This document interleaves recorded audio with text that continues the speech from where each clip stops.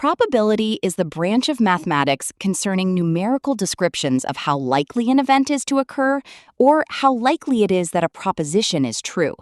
It translates uncertainty into a precise number. This value tells you whether an event is impossible, certain, or somewhere in between.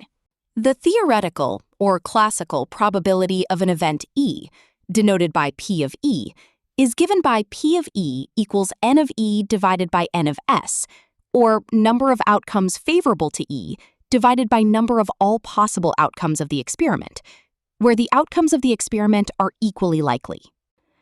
The probability of an event can be any number between 0 and 1.